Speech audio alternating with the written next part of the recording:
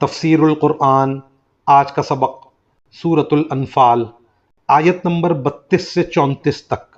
اعوذ باللہ من الشیطان الرجیم، بسم اللہ الرحمن الرحیم۔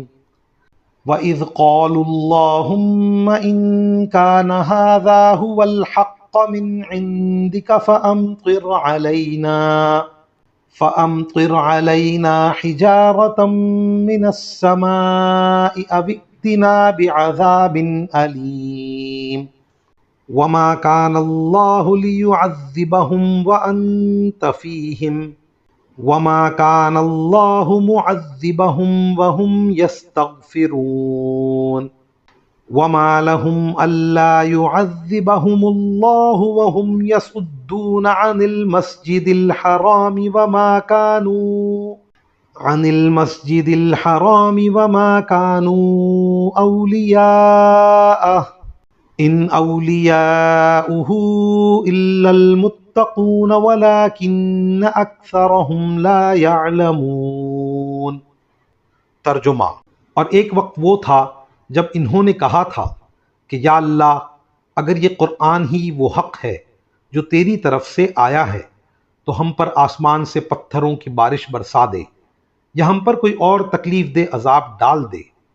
اور اے پیغمبر، اللہ ایسا نہیں ہے کہ ان کو اس حالت میں عذاب دے جب تم ان کے درمیان موجود ہو، اور اللہ اس حالت میں بھی ان کو عذاب دینے والا نہیں ہے جب وہ استغفار کرتے ہوں۔ اور بھلا ان میں کیا خوبی ہے کہ اللہ ان کو عذاب نہ دے جبکہ وہ لوگوں کو مسجد حرام سے روکتے ہیں، حالانکہ وہ اس کے متولی نہیں ہیں۔ متقی لوگوں کے سوا کسی قسم کے لوگ اس کے متولی نہیں ہو سکتے، لیکن ان میں سے اکثر لوگ اس بات کو نہیں جانتے۔ ان آیات کی تفسیر میں مفسرین کرام فرماتے ہیں کہ یہ لوگ اپنے کفر اور شرک کی وجہ سے مستحق تو اسی بات کے تھے کہ ان پر عذاب نازل کیا جائے، لیکن دو وجہ سے اللہ تعالیٰ نے ان پر عذاب نازل نہیں فرمایا۔ ایک وجہ یہ کہ حضور نبی کریم صلی اللہ علیہ وسلم ان کے ساتھ مکہ مکرمہ میں موجود ہیں، اور آپ کے ہوتے ہوئے عذاب نازل نہیں ہو سکتا، کیونکہ نبی کی موجودگی میں اللہ تعالیٰ کسی قوم پر عذاب نہیں بھیجتا۔ جب نبی بستی سے نکل جاتے ہیں تب عذاب آتا ہے۔ اس کے علاوہ حضرت صلی اللہ علیہ وسلم کو رحمت للعالمین بنا کر بھیجا گیا ہے، اس لیے آپ کی برکت سے عذاب عام اس امت پر نہیں آئے گا۔ اور دوسری وجہ یہ ہے کہ مکہ مکرمہ میں بہت سے مسلمان استغفار کرتے رہتے ہیں، ان کے استغفار کی برکت سے عذاب رکا ہوا ہے۔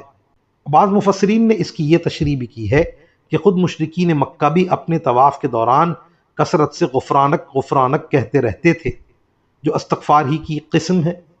اگرچہ کفر و شرک کے ساتھ یہ استغفار آخرت کے عذاب کو دور کرنے کے لیے کافی نہیں تھا، لیکن اللہ تعالیٰ کافروں کی نیکیوں کا بدلہ اسی دنیا میں دے دیتے ہیں، اس لیے ان کے استغفار کا اثر یہ ہے کہ ان پر دنیا میں کوئی اس طرح کا عذاب عام نازل نہیں ہوا جیسے عاد و سمود وغیرہ پر آیا تھا۔ اگرچہ مذکورہ بالا دو وجہ سے ان پر دنیا میں کوئی عام عذاب تو نہیں آیا، مگر اس کا یہ مطلب نہیں کہ یہ لوگ عذاب کے مستحق نہیں ہیں۔